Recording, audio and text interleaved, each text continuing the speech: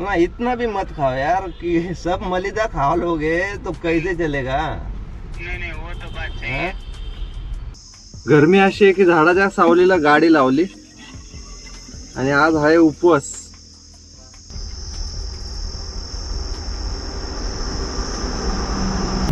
Driver respect आणि आपल्या गाडीच्या मागे सुद्धा आपण लिहिलंय रिस्पेक्ट ड्रायव्हर आहे का, दिसलं का?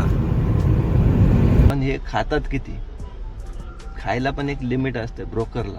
तर का मध्ये कमिशन एजंट खातो 500,000 रुपये, तर याचा 1,000 रुपये याने खाले, त्याने किती खाले आहे का हिशोब?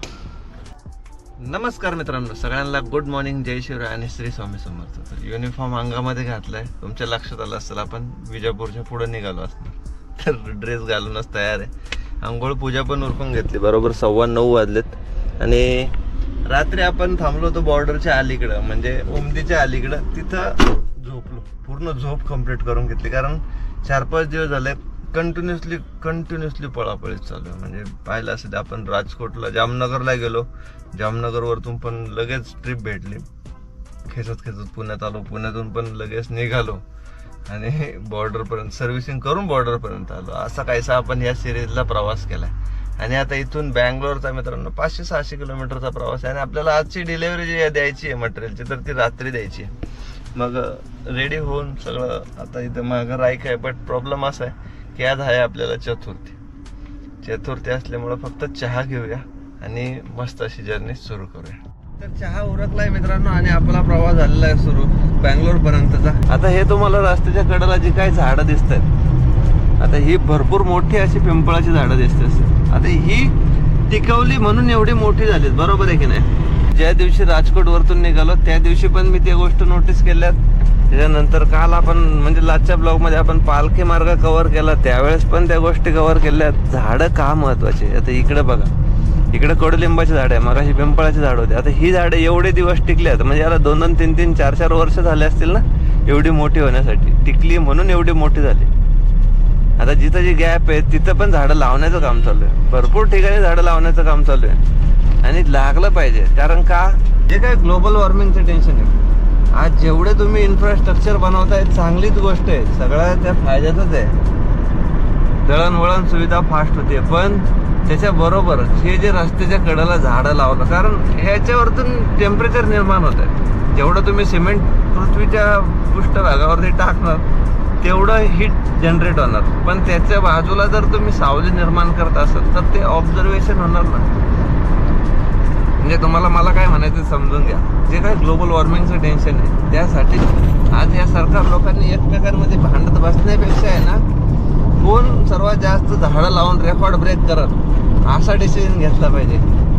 गरमी अशी आहे की झाडाच्या सावलीला गाडी लावली आणि आज आहे उपवास,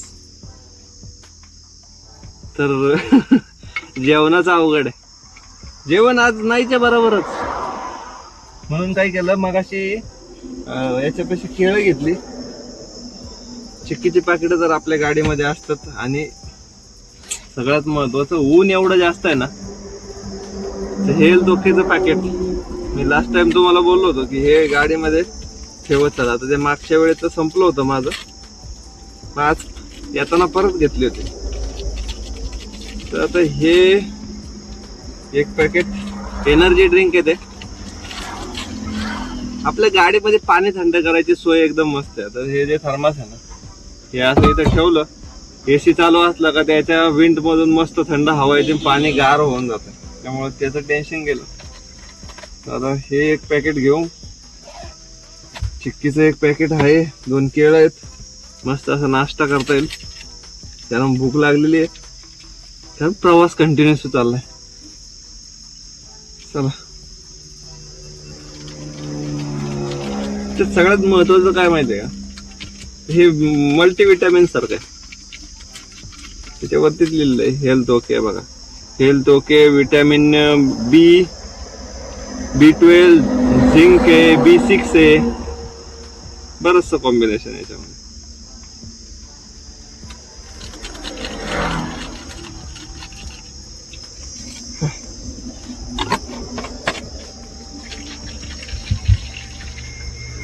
एवढं जरी पेलं तरी एनर्जी वाढणार ना। तोपर्यंत केळं घेऊया. त्या आता त्या आजीला मराठीत समजा ना, तिला म्हणलं अर्धा डझन दे, तिने म्हणले 40 रुपयाला 1 डझन घे. म्हणलं ठीक आहे.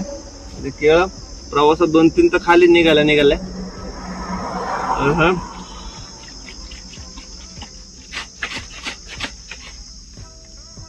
चला नाश्ता करू, तासभर आराम करू. ऊन खाली झालं, कपडे निघता येईल, कारण भूक पण लागली होती आणि आज चतुर्थी पण आहे. त्यामुळं हॉटेलला तर काही जाऊन खाऊ शकत नाही, कारण त्यांच्याकडनं ना खिचडी भेटणार ना काय. त्यापेक्षा ओके कार्यक्रम. चला, हे पण अर्ध खाल्लं होतं, अर्ध हाय अजून एक शिल्लक आहे. जर मध्ये भूक लागली तर ते पण खाता येईल. सगळ्यात महत्वाचं पाणी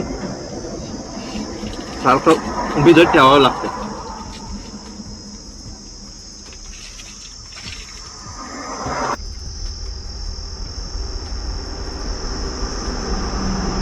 गेटवरती मेल लागेल तर तो मेल आधीच करून दे, नाही तर मग थांबायला लागतं. कसलं झोपण कसलं काय. 2:05 झालेत. व्हिडिओ एडिट करत बसलो, कारण पार्ट 2 एडिट करायचा होता. 1513 किलोमीटरचं टोटल रनिंग झालंय आणि वाजलेत बरोबर 2:20. आपल्याला लोकेशन भेटलंय 1500 आणि आता हे 350 किलोमीटर आहे का, 358 म्हणजे 350 किलोमीटरचं रनिंग. म्हणजे 1500 आणि 350 1819 किलोमीटरचं रनिंग होऊ शकतं. टोटल दाखवत होतं 1700 किलोमीटर, हे की नाही. तर व्हिडिओ एडिट झाला, त्याला सेव्ह करायला लावून दिलाय. टायमिंग सगळं उरकलं आणि गाडी जरा थंड करायला लावली, कारण ऊन आलं म्हणजे आबाळ निघायला लागलाय आता. पण गाडी आपली जी काय सावलीत लावली होती ती सावलीतून हटलेली आहे. AC चालू करून दिला, व्हिडिओ आता सेव्ह होऊन जाईल. आणि पार्टीवाल्याने फोन केलाय, बोला 8 वाजता या. आणि जे लोकेशन आहे ना ते नेमका हार्ट ऑफ द सिटी आहे. तिथं 9 एंट्रीच, म्हणजे ऍक्च्युली आपल्या गाडीला 9 एंट्री नसतीच, बट तरी पण तिथं जायचं म्हणलं ना तर 10-11 वाजणार आहे. मॅप पे लोकेशन लावलं ना तर 9चं टायमिंग मागाशी दाखवत होता, आपण 12:30 वाजता थांबलो. आता जायचं म्हणलं तरी तो 10-11चा टाइम दाखवणार. चला आता इथून निघूया. पोटात थोडी भर पडली आणि प्रवास सुरू करावाच लागणार आहे, कारण मग तर आपण टाइमात पोहोचू शकतो.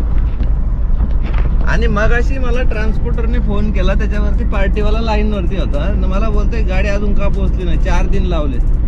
माझं जरा टाळकच सटकलं. म्हणलं शनिवारी रात्री आपली गाडी निघाली 10 वाजता, 600 किलोमीटर पर डे पकडला 24 तासाला. 12.5 18 तर 3 दिवस कंप्लीट होतात, तेव्हा आपली गाडी पोहोचू शकते. बरोबर ना, कारण गरमीचा टायमिंग आपण पण जास्त काही गाडी पळवत नाहीये.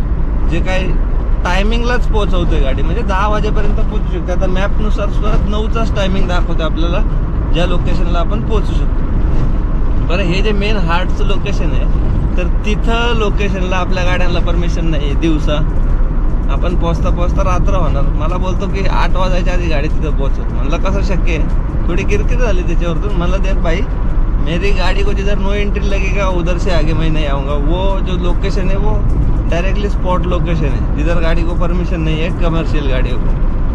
तो तुम्हें रुकना पड़ेगा, वेट करना पड़ेगा. आणि तो मध्ये कोण होता काय माहित नाही, मला वाटतं पार्टीवाला असेल. ट्रान्सपोर्टरचा काही जास्त बोला नाही. नंतर आमचं झालं बोलणं. म्हणलं देखो भाई 3 दिन में बराबर गाड़ी टाइम पे पहुंच रही है ना, थोड़ा लेट है ना थोड़ा ज़्यादा है. मग असं झालं. मग म्हणलं ठीक आहे, चला आता काही प्रॉब्लेम नाही. आता मग मी थोडा रिलॅक्सच झाला. म्हणलं यांच्या आपण टायमिंग वरती पोहोचतोय, तर तिकडून किरकिर करायला लागल्यावर मग कशाला मारायला, याच्यासाठी जेव गाडीत जायचं. 6:15 वाजले मित्रांनो. आपण हिरेयूरच्या अलीकडे म्हणजे पुढे आहे थोडं हिरेयूरच्या.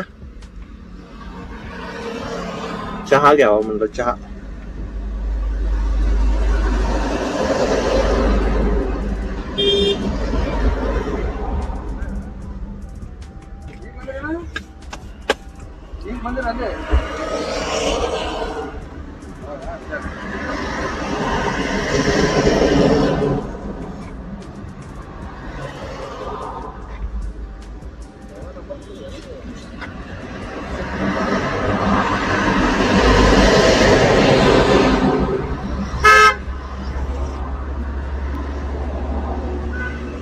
पानचट लागतंय केळं खाली तर चहाची टेस्टच बिघडली.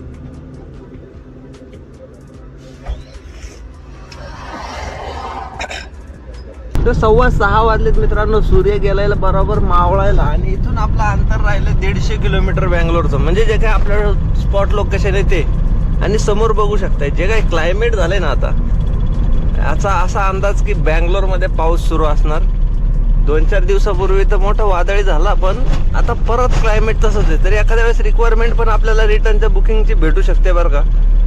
कारण आज आहे मंगळवार, उद्या बुधवार आहे आणि आपली गाडी रात्रीच खाली करणार आहे मी. मग लगेच नियोजन लावू, टाइमपासच नाही करायचा, लगेच नियोजन लावायचं बुकिंगचं, जेणेकरून तिथून आपल्याला रिटर्न निघता येईल. तर तुमकूरच्या पुढे निघालोय मित्रांनो आपण. आणि आपल्या पुढे ना एक RJ पासिंगचा हा ट्रेलर चाललाय बघा. त्याच्या मागं काय लिहिलंय, ड्रायव्हर रिस्पेक्ट. आणि आपल्या गाडीच्या मागं सुद्धा आपण लिहिलंय रिस्पेक्ट ड्रायव्हर. आहे का, दिसलं का? शक्यतो आपल्या गाडीवरती टाका ड्रायव्हरचा रिस्पेक्ट करा म्हणून. चला, आपला कोणीतरी ट्रेंड फॉलो केला म्हणायचं.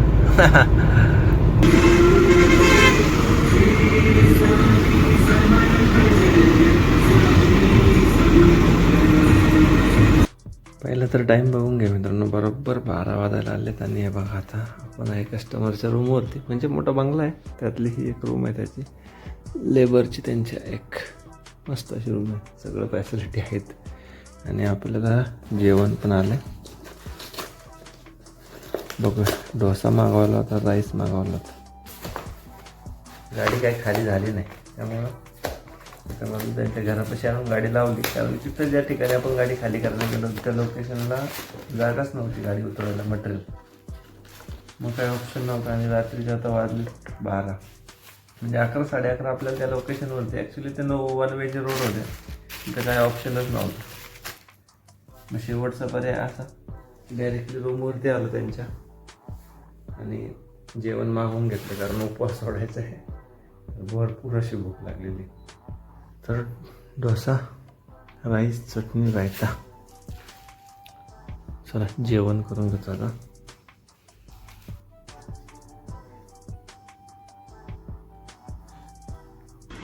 सकाळी उठून आंघोळ पूजा उरकून घेतलेली आहे. आणि आता इथं शेजारीच, म्हणजे त्यांचं जे नवीन बिल्डिंगचं काम चालू आहे, तर तिथंच गाडी खाली करायची त्यांचं प्लॅनिंग चाललं आहे. तर अजून काही लेबर आलं नाही. सकाळच्या 8 वाजलेत, तोपर्यंत आंघोळ पूजा उरकून घेतली. बाकी इथून रिटर्नची जर्नी पण शोधायची आहे, कारण सगळं आज टाइम टू टाइम चाललंय म्हटल्यावरती कसं असतंय, आल्यानंतर गाडी मटेरियल शोधणं वगैरे, म्हणजे खाली झाल्यानंतर जे काय बुकिंग वगैरे शोधण्याचं टेन्शन राहतं, तर ते आपल्याला थोडं कमी राहणार आहे. कारण बँगलोरमधून पण आहेत बुकिंग, 1-2 इन्क्वायरी आले आहेत. तर आता बघूया, जर त्या कन्फर्म झाल्या तर मग त्यातल्या कन्फर्म करायच्या, नाही तर सरळ ऑफिसला जायचं. तर पहिली गाडी खाली करून घ्यायची. बघूया आता गाडी खाली व्हायला किती वेळ लागतोय.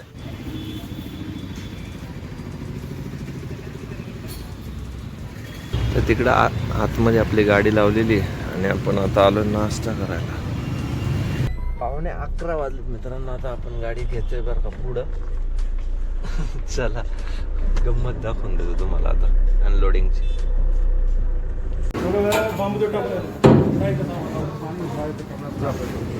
हो, 10 लेबर आले ना त्यावेळेसच आपली गाडी झाली खाली. चला आता इथं लावू, मग बघूया पुढचं नियोजन कसं लावायचं ते. ट्रान्सपोर्टची खरी वस्तुस्थिती तुम्हाला दाखवतो मित्रांनो. आता मी काही पार्टीवाल्याचं नाव काही घेणार नाही याच्यामध्ये, पण हे किती लुटतात गाडीला ते नीट बघा. त्याला फोन लावतो, कारण काय झालं, बॅलन्स आपले राहिले होते 2,000 रुपये आणि आपल्याला डिलेवरीवाल्यांनीच डायरेक्टली 3,000 रुपये दिले. तर 1,000 रुपये त्याला रिटर्न द्यायचेत आपल्याला. तर त्याचा फोन बिझी येतोय, मी त्याला फोन लावतोय ट्रान्सपोर्टरला.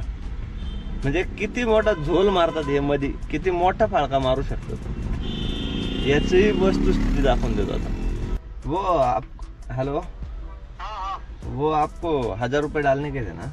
अरे 1 मिनट, वो नहीं 1000 नहीं, उसका कॉल आया था बुकिंग वाले का, पूरा 5,000 लेना है वहाँ से। बुकिंग वाले का फोन आया था, 5,000 लेना है। हाँ, वो तो कब के चले गए, बट मेरे को एक बात पूछने का था।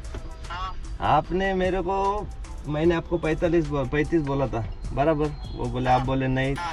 अब वो ट्रांसपोर्टर ने अभी पिकअप आया है, 48,000 रुपये भाड़ा लिया है। इसका हाँ ये भाड़ा। हाँ आपने मान लिया, मैंने आपको हाँ बोल दिया, लेकिन यार इतना भी मत खाओ कि जितना हजम हो जाए बोलना। जितना गाड़ी नहीं, मेरे को उससे मतलब नहीं, मैं आपका 1,000 रुपये दे दूंगा, उससे कोई मतलब नहीं। आपको ऐसा लगा कि मैंने रखा इसमें? नहीं आपका नहीं रखेगा, आपको वो तो बुकिंग वाले ने रखा रहेगा, लेकिन बोलना इतना भी मत खाओ कि गाड़ी वाले को ना बचे उतना तुमको बुकिंग पे बचे, है ना। अभी उसका फोन आया, बोला मेरा वहाँ से आपको लेना ही नहीं था, 3,000 दिया। तो मैं बोला भाई मैं तेरे को फोन किया तो फोन नहीं रिसीव किया। फिर वहाँ से मैं बोला वही बैलेंस बाकी होगा 3,000, वही दिया पार्टी ने। ना इतना भी मत खाओ यार कि सब मलिदा खा लोगे तो कैसे चलेगा। नहीं वो तो बात सही है। मेहनत मेरी लगी, चलो ब्रोकरी आपकी लगी, लेकिन उसको बोलना भाई तूने बैठे बैठे इतना मार रहा है और फिर 2,000 रुपये निकालने के लिए भी हमको पूछ रहे। अभी एक बार उसको बोलो ना, वो चले गए, वो सेट कब का निकल गया, उससे कंस्ट्रक्शन साइड था, उधर मटेरियल छोड़े हैं। तो उसने आपको 3,000 ही दिया? 3,000 ही दिया, तो मैं 3,000 दिया, इसके लिए तो आपको फोन कर रहा था कि आपका पैसा 1,000 रुपये दे दूँ। वो तो कोई नहीं, 1,000 रुपये डाल देना। पर ये ताकि उसका फोन आया तो बोला ये 5,000 वहाँ से लेना है, तो ले ले बोलना, बोला वो ले ले, तो उसको ही बोलना तू ही ले ले, अब तेरा बैलेंस 3,000 नया, मैं आपको आपका 1,000 रुपये डाल देता हूँ, मेरा हिसाब खत्म हो जाएगा इसमें से। अरे वो तो कोई बात नहीं है, आपका हिसाब की बात। अभी वो मेरे को ऐसा बोला कि आपको 3,000 देना ही नहीं था, क्या 3,000 दिया? तो मैं बोला भाई फोन किया तेरे को, उठाया नहीं, फिर क्या करे? मैं भी तो आपको कितने फोन कर रहा था ना। ही आहे मित्रांनो वस्तुस्थिती. म्हणजे आपल्याला चला ठीक आहे, आपल्या हिशोबाने आपल्याला भाडं भेटलं, पण हे खातात किती, खायला पण एक लिमिट असते ब्रोकरला. तर मध्ये कमिशन एजंट खातो 500,000 रुपये, तर याचा 1,000 रुपये याने खाले, त्याने किती खाले, आहे का हिशोब?